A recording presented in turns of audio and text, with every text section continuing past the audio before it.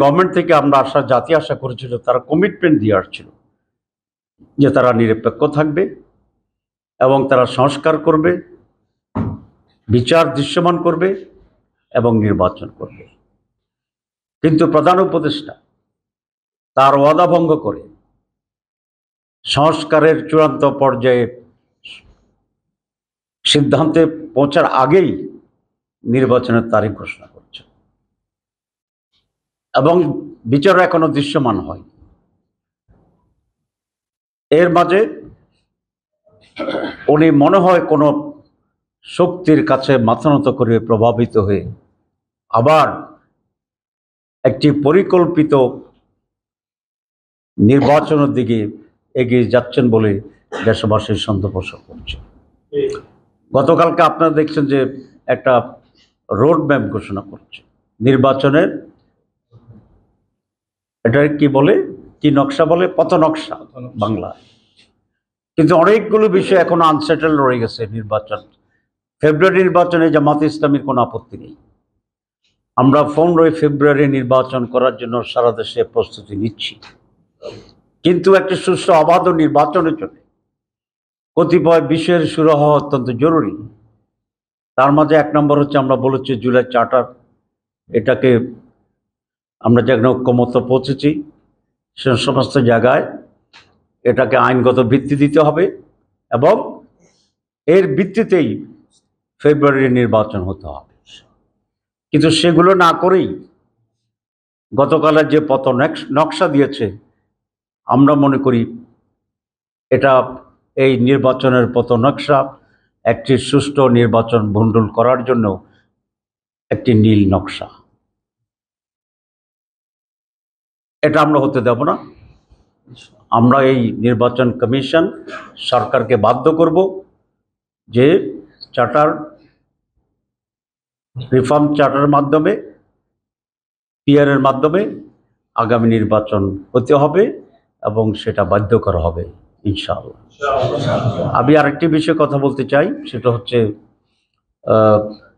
নির্বাচন কমিশনের ব্যাপারে। নির্বাচন কমিশন আনফর্চুনেটলি বাংলাদেশে সকল সময় একটি দলীয় দাস হিসাবে কাজ করেছে, যেটি সমস্যার অন্যতম প্রধান কারণ ছিল। তারা দুটো অন্যায় কথা বলেছেন। সিইসি একবার বলেছে যে পিআর সিস্টেম সংবিধানে নাই, সুতরাং এর ভিত্তিতে নির্বাচন করা যাবে না। আবার গতকালও শুনেছি তার ব্রিফিং একজন বলেছেন। আসলে আমি আশা করি যে ওনারা সংবিধান সম্পর্কে ধারণা রাখেন। সংবিধানে নির্বাচন করার কথা বলা হয়েছে, কিন্তু কোন পদ্ধতিতে করা হবে এটা কিন্তু বলা হয়নি। সুতরাং আজকে দুটা পদ্ধতির প্রস্তাব, একটি আগের ট্রেডিশনাল যে পদ্ধতি কনস্টিটিউয়েন্সি ওয়াইজ, আর আমরা নতুন বলেছি পিআর সিস্টেম। সুতরাং এই দুইটা পদ্ধতির ভিতরে যে কোনো একটি সেটেল না হওয়া পর্যন্ত একটি সিস্টেমে নির্বাচনের পথ নকশা ঘোষণা করাটা এটা তাদের জন্য বড় ধরনের অপরাধ এবং অন্যায়। আমি সিসি সহ যিনি বলেছেন তাদেরকে এটা উইথড্র করার জন্য বলবো এবং দেশবাসীর কাছে ক্ষমা চাওয়ার জন্য বলবো। এরপরে যদি এ ধরনের কোনো বক্তব্য আসে তাহলে সিসির ব্যাপারে আমরা অনাস্থা জ্ঞাপন করব কিনা এটা আমাদেরকে ভেবে দেখতে হবে। প্রিয় ভাইরা,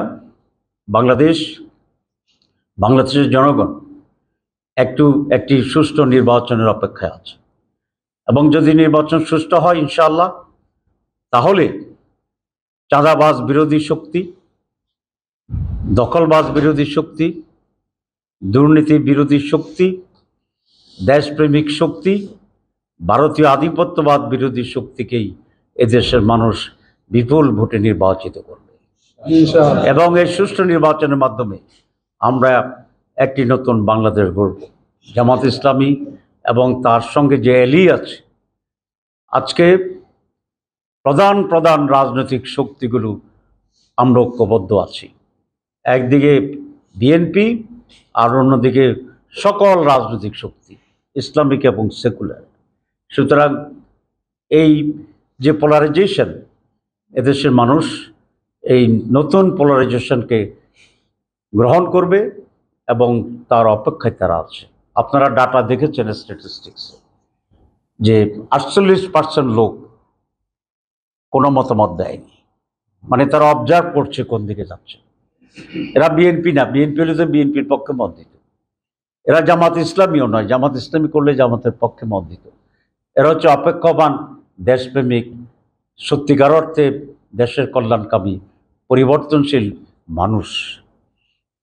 তারা যদি একটি অল্টারনেটিভ পায় এবং সেটা যদি অপেক্ষাকৃত বেটার হয়, সেই শক্তিকেই এরা সমর্থন দেবে, আমরা এই আশাবাদ ব্যক্ত করছি।